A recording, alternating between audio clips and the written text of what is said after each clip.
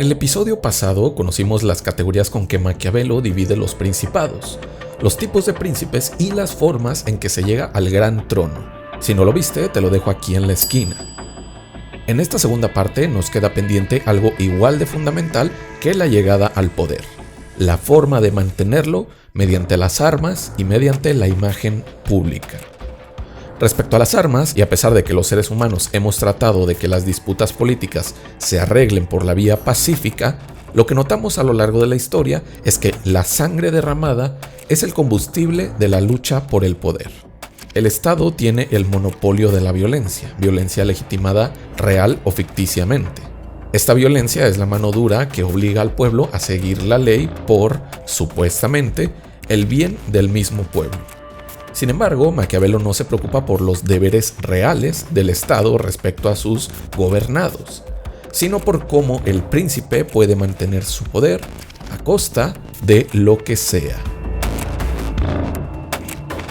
Para Maquiavelo, conservar el poder y defenderlo ante amenazas tanto interiores como exteriores depende de las buenas leyes y, sobre todo, de las buenas armas. La eficiente y decidida mano dura, la violencia persuasiva, el castigo ejemplar.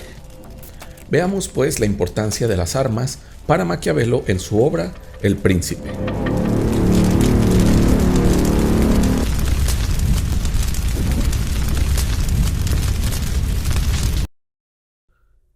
Según Maquiavelo, hay dos principales fundamentos del Estado. Son dos los pilares que garantizan que se mantenga en pie: las buenas leyes y las buenas armas.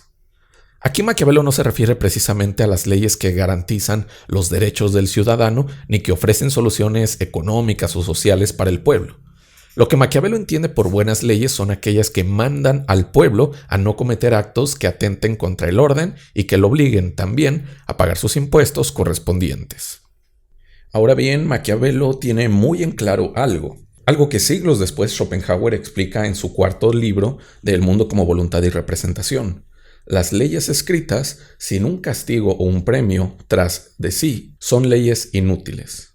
Maquiavelo lo pone en otros términos: no hay buenas leyes si no hay buenas armas. Y en donde hay buenas armas, hay buenas leyes. Es por esto que Maquiavelo dedica el resto de su tratado de El Príncipe a las armas, dando por hecho que las leyes por ellas respaldadas es asunto menor. Junto a ello, Maquiavelo finaliza su tratado con algunos consejos sobre la imagen que el príncipe debe ofrecer frente a sus súbditos, evitando que el poder más fuerte, el del pueblo, conspire en su contra. Pasemos primero a las clases de ejércitos.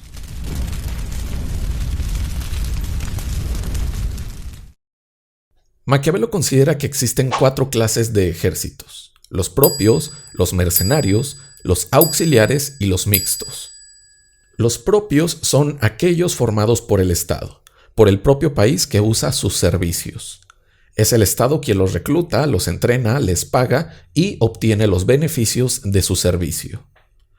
Por otro lado, existen las armas mercenarias, los ejércitos mercenarios, los cuales son ejércitos pagados para librar una batalla. Aquí el Estado que solicita sus servicios solo se limita a pagarles, pero veremos que los beneficios de las armas mercenarias son, para nuestro filósofo, prácticamente nulas.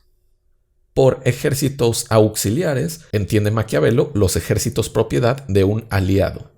Las armas auxiliares son distintas a las mercenarias respecto a que pertenecen a una nación aliada, pero, como veremos, para Maquiavelo estas no solo son inútiles, sino más peligrosas aún que las mercenarias. Y, por último, existen los ejércitos mixtos, que están conformados por una mezcla de tropas propias y mercenarias o propias y auxiliares. A esta clase de ejército Maquiavelo le ve más futuro, pero ni de broma le reconoce la misma utilidad frente a un ejército enteramente propio.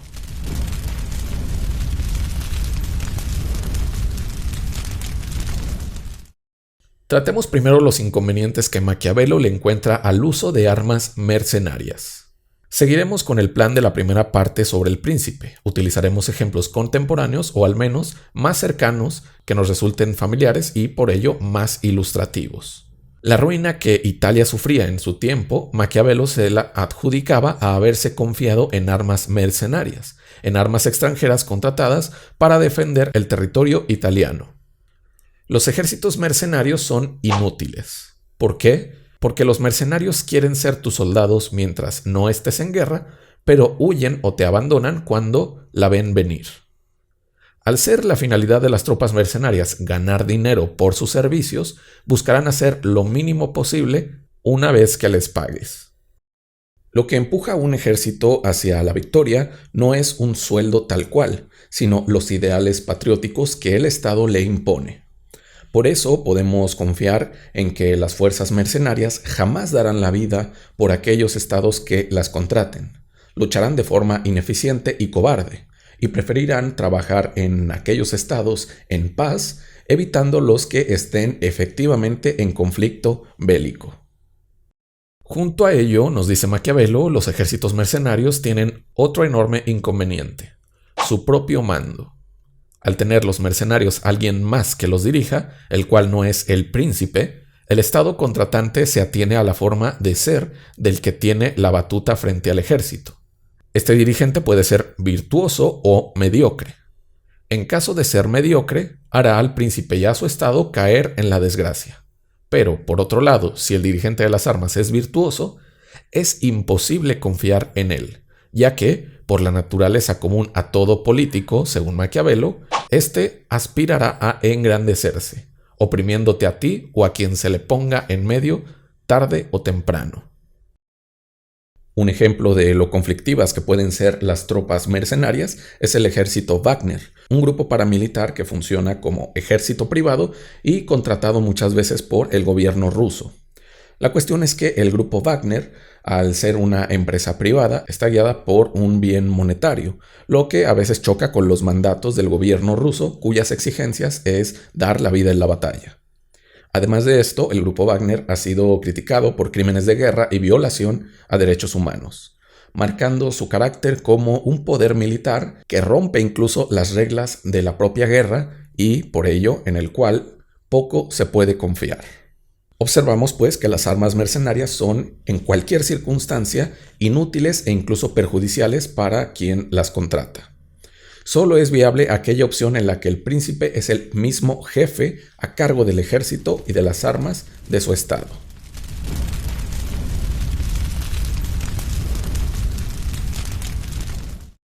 Los ejércitos auxiliares son aquellos provistos por los aliados, los brindados por una potencia aliada con la que se comparte intereses políticos.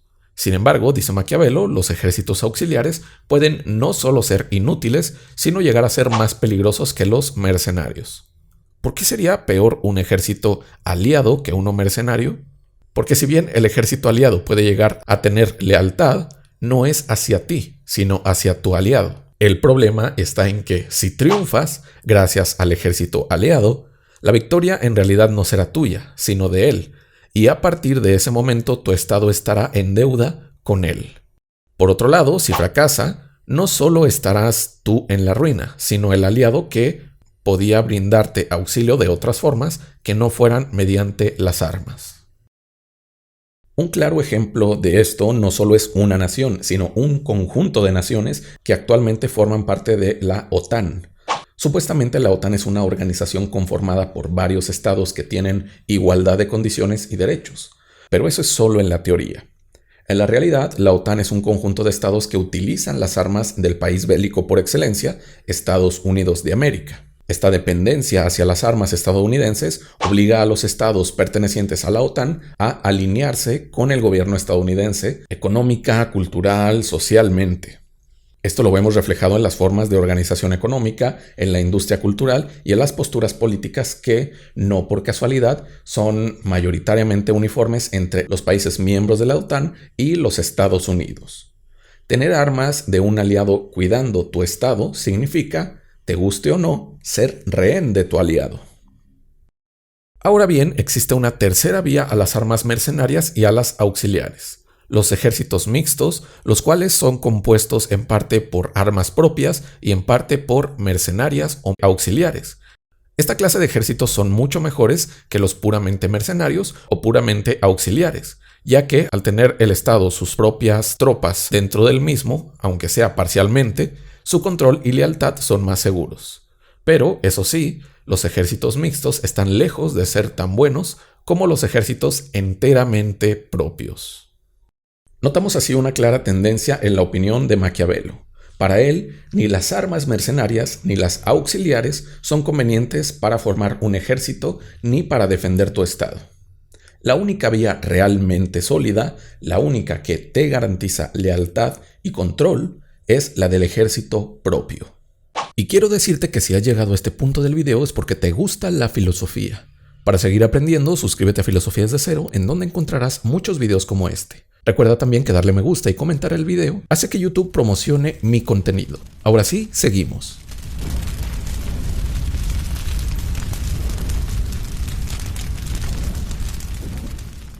Un príncipe, por tanto, no debe tener otro objetivo, ni más pensamiento, ni tomar otro arte como propio, aparte de la guerra, sus modalidades y dirección, pues es la única arte que concierne al que manda.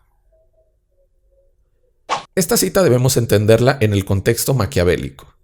En los estados contemporáneos, el aparato estatal no tiene solo el papel de defenderse, sino que también genera instituciones, brinda garantías y posibilita el desarrollo de sus ciudadanos, a veces de mejor forma que en otras. Sin embargo, lo que le preocupaba a Maquiavelo en su tiempo era, como podemos notarlo, el que Florencia no fuera derrotada. El rey debía estar así enfocado únicamente en una cosa, en el ámbito de la guerra. Por eso nos advierte el filósofo que el no tener control sobre su ejército es equivalente para un príncipe a perder su poder. Por ello, el príncipe debe ejercitarse, sí, en tiempos de guerra, pero debe hacerlo más aún en tiempos de paz, para evitar estar desprevenido. Esto le permitirá a su ejército estar mejor preparado para enfrentarse a futuras amenazas. Este cuidado del ejército y de la guerra la entiende Maquiavelo de la siguiente forma. Por una parte, el cuidado del ejército se expresa en obras. Por otra, se realiza con la mente, pero no por telepatía, sino mediante la preparación intelectual de quien comanda el ejército, es decir, del príncipe. Respecto a obras, además de tener a sus soldados bien organizados y adiestrados, el príncipe debe participar en cacerías, debe acompañar a su ejército a conocer los campos para adecuarse a las montañas, valles y llanuras. Estas obras no únicamente le otorgarán fortaleza moral a los soldados, sino que permitirá conocer mejor al propio país y las tierras que lo rodean, lo cual es esencial a la hora de la batalla, conocer el campo en el que ésta se librará. Ahora bien, respecto a la actividad mental, Maquiavelo sugiere leer sobre historia, poniendo atención en las acciones de aquellos hombres que la marcaron, que condujeron ejércitos en tantas guerras existentes y salieron victoriosos, junto al análisis de las causas de sus pocas derrotas. Con ello, el príncipe podrá imitar y asemejarse a quien fue digno de alabanza y de gloria. Así, por una parte, el príncipe tendrá a su disposición a un ejército fortalecido moral y tácticamente y un conjunto de estrategias históricas realizadas por los más grandes líderes.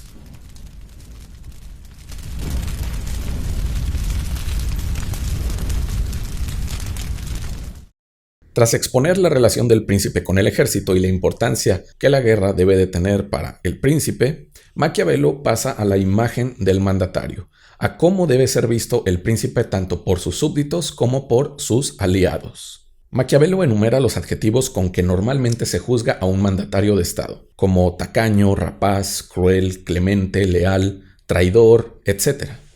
Ante estos adjetivos, Maquiavelo separa lo que se cree del mandatario a lo que realmente es, distinción que en la política es muy importante. Podemos notar que los políticos, desde el más bajo hasta el más alto, tienen siempre una cara ante el público y, tras ser descubiertos en sus tropelías, notamos que tienen otra cara en lo privado. Esto puede ser mejor o peor manejado dependiendo de los asesores de relaciones públicas que tengan a su disposición. Pero con esto queda claro que ante la opinión pública el poderoso debe preocuparse por tener cierta imagen, ya que de ella depende su legitimidad y la solidez de su poder. Pues bien, por una parte, el mandatario debe ser muy precavido y gastar lo menos posible del erario. En resumen, El gasto público debe ser mínimo. Esto provocará en un inicio que sus súbditos le acusen de tacaño. No obstante, el príncipe puede despreocuparse de ello, ya que en la guerra tendrá los recursos suficientes para enfrentar amenazas y alcanzar la victoria. Es decir, Maquiavelo resalta que a veces es necesario tener a la opinión pública en contra si este enojo es temporal y en un futuro la imagen cambiará para bien. En este caso, teniendo al príncipe como tacaño primero y luego como prudente en tiempos de guerra. Por otro lado, Maquiavelo considera que, ahora sí, en relación directa con el pueblo, el príncipe debe tratar de ser tanto amado como temido. Amado por su virtud, temido por la eficiencia de sus castigos. ¿Qué quiere decir esto? Que el príncipe debe obtener cierto cariño de sus gobernados por medio de hazañas majestuosas y discursos bellos, pero también debe lograr cierto temor mediante el uso prudente de la fuerza. No obstante, hay ocasiones en que el príncipe tendrá que optar por alguna de las dos opciones, por ser amado o por ser temido. Aquí advierte el filósofo que es mucho más útil ser temido, ya que el amor puede muchas veces convencer, pero el castigo es el único que puede obligar. Por ello, nos dice Maquiavelo, al final del capítulo 17, que, puesto que los hombres aman por voluntad propia y temen por voluntad del príncipe, un príncipe prudente debe fundarse en lo que es suyo y no en lo que es de otros. Es decir, debe optar por el temor, originado en su propia voluntad. Un ejemplo histórico de un personaje que fue amado y temido a la vez es el presidente estadounidense Franklin Roosevelt, quien se ganó el aprecio de grandes sectores de la población al realizar reformas que beneficiaron a los trabajadores en medio de una gran depresión, pero se ganó también el temor de sus súbditos por el liderazgo firme que tuvo durante la Segunda Guerra Mundial, en la que no titubeaba para tomar las más duras decisiones, lo cual no solo intimidó a potencias extranjeras, sino a críticos y opositores nacionales.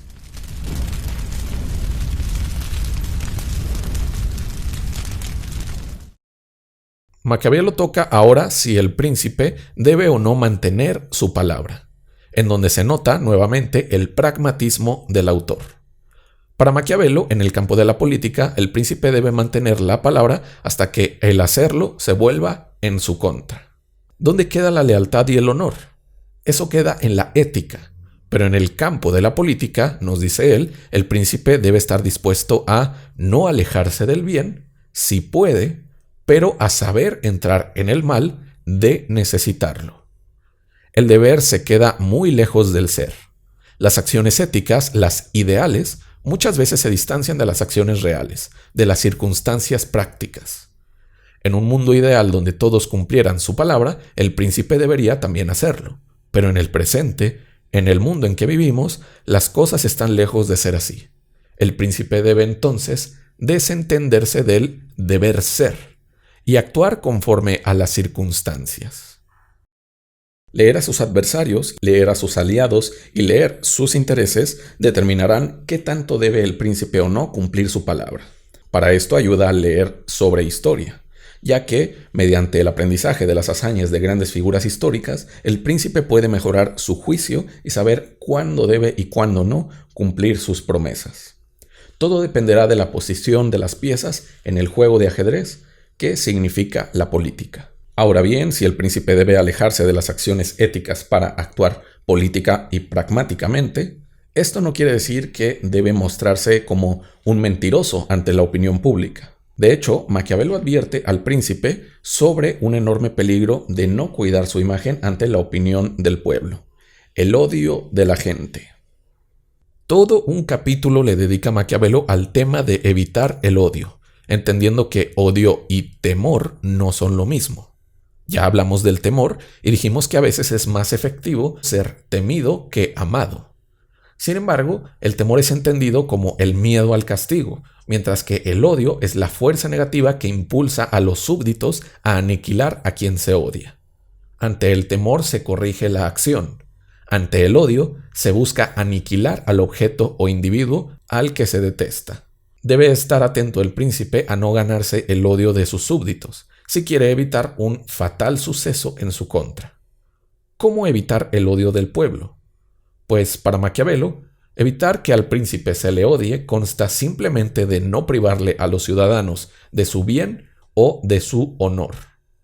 Entre el bien y el honor están las propiedades de los gobernados y su dignidad. Ahora bien, cuando, por las circunstancias que sean, los príncipes no pueden evitar ser odiados, lo que deben tratar es que la mayor parte del pueblo esté de su lado. De lo contrario, enloquecerá por la desconfianza a que conspiren contra él. Un príncipe debe preocuparse poco de las conjuras, en tanto el pueblo le profese afecto. Mas si le fuere enemigo y lo odiase, debe temer por cualquier cosa y de todos. Nos dice Maquiavelo que, por su fuerza, el pueblo debe ser satisfecho más que ninguna otra institución, más que la clase acaudalada o que incluso el ejército. Pueden haber amenazas contra el poder del príncipe, ya sea desde potencias externas, la desmoralización del propio ejército o quizás una crisis económica, pero no hay mayor poder que la del conjunto de gobernados, de súbditos, lo que hoy llamamos pueblo. Contener potencias extranjeras, a algún poderoso interno o a algún grupo de ciudadanos inconformes es difícil, pero contener al pueblo es imposible.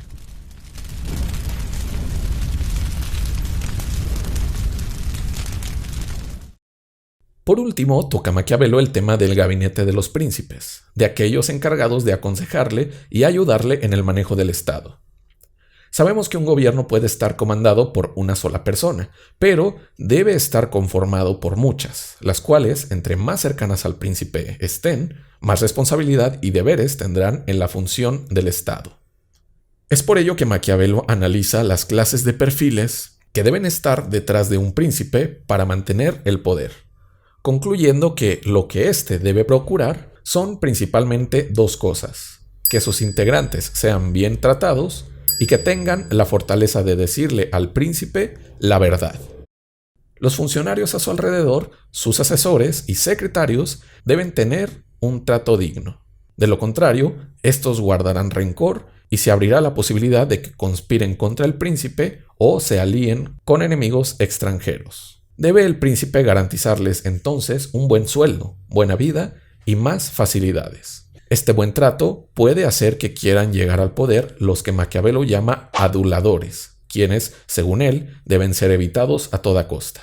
El hecho de ofrecerles un trato digno y respetuoso al gabinete no implica que sus integrantes deban devolverle al príncipe alabanzas injustificadas, ya que tienen un cargo por algo. Como consejeros y auxiliares del príncipe, sus funcionarios deben tener la capacidad de decirle la verdad cuando esté tomando una mala decisión. El príncipe, al ser un humano, comete errores, y estos deben ser corregidos con la ayuda de expertos que estén tras de sí. Cuando su gabinete no haga más que endulzarle el oído sin ningún comentario crítico, el príncipe deberá preocuparse, pues estará rodeado por personajes que lo único que quieren es el afecto del príncipe, pero no velar porque su gobierno y su poder se sostengan. Lo que debe evitar el príncipe es, entonces, a los aduladores, ya que estos le llevarán a la ruina con toda seguridad.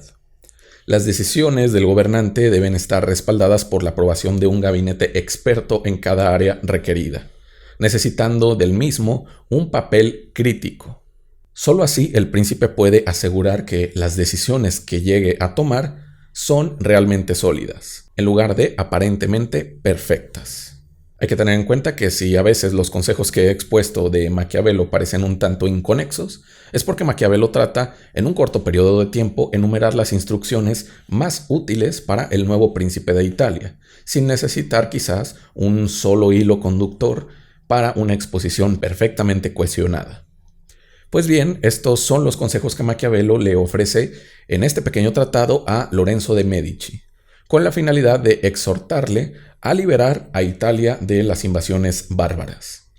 Finaliza entonces la obra de El Príncipe con esta exhortación, creyendo Maquiavelo que los consejos y las técnicas brindadas garantizarán, en caso de ser seguidas, el bienestar de las ciudades italianas.